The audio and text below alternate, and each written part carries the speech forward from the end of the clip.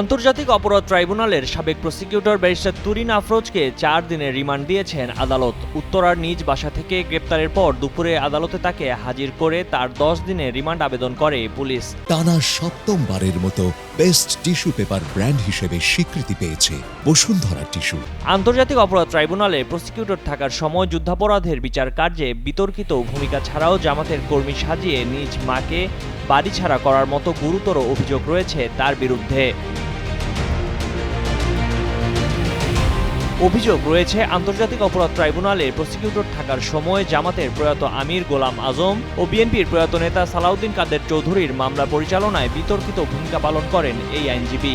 ২০১৭ সালে এসে এনএসআই ও পাসপোর্ট অধিদপ্তরের সাবেক মহাপরিচালক মোহাম্মদ ওয়াহিদুল হকের যুদ্ধাপরাধের বিচার পরিচালনা করতে গিয়ে তার সঙ্গে গোপন আতাতের অভিযোগে ট্রাইব্যুনাল থেকে তাকে বাধ্যতামূলক অপসারণ করা হয়। অন্যদিকে নিজ মাকে জামায়াতের রুকন সাজিয়ে ২০১৮ সালে বাড়ি থেকে বের করে দিয়ে সম্পত্তি দখলের মতো অভিযোগও রয়েছে এ আইনজীবীর বিরুদ্ধে। সোমবার রাতে রাজধানীর উত্তরা পশ্চিম থানার বৈষম্য বিরোধী ছাত্র আন্দোলনের সময়কার হত্যাচেষ্টা মামলায় তাকে গ্রেপ্তারের পর দুপুরে আদালতে হাজির করে ১০ দিনের রিমান্ড আবেদন করে পুলিশ। আদালতে আসামির মনোনীত আইনজীবী উপস্থিত না থাকায় তিনি নিজেই বক্তব্য রাখেন আদালতে।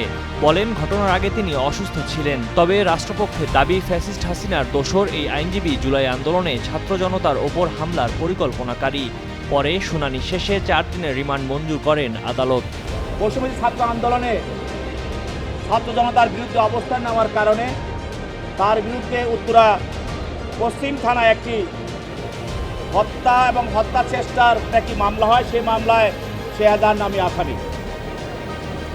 আজকে ওই মামলায় তদন্তকারী কর্মকর্তা তাকে গ্রেপ্তার করে আদালতে উপস্থাপন করেন এবং এই মামলার বর্ণনা মতে, যা আপনারা জানেন, উত্তরা বাংলাদেশের সবচেয়ে ছাত্র জনতা আন্দোলনকারী, সেখানে গুলিতে নিহত হয়।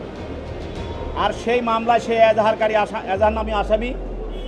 প্রাথমিক তদন্তকারী কর্মকর্তা এই মামলার যিনি বাদী আব্দুল জব্বার, তাকে তার মেরুদণ্ড এবং তার কোমরে গুলি করা হয় এবং সে ভাগ্যের জন্য সে বেঁচে যায়। চিকিৎসার পর সে এই মামলাটি করে। তদন্তকারী কর্মকর্তা প্রাথমিক তদন্তে এই মামলার বিষয়ে বা মামলার ঘটনার সঙ্গে তার জড়িত বিষয়টা উদ্ঘাটন করে। গ্রেপ্তারের সময় তুরিন আফরোজের বাসা থেকে সরকার বিরোধী নানা নথি পাওয়ায় তার বিরুদ্ধে রাষ্ট্রবিরোধী ষড়যন্ত্রের আরেকটি মামলা প্রক্রিয়াধীন রয়েছে বলেও জানিয়েছে পুলিশ। শেখ ফরিদের পাঠানো তথ্যচিত্রে ডেস্ক রিপোর্ট, ময়ূখ ইসলাম, কালের কণ্ঠ।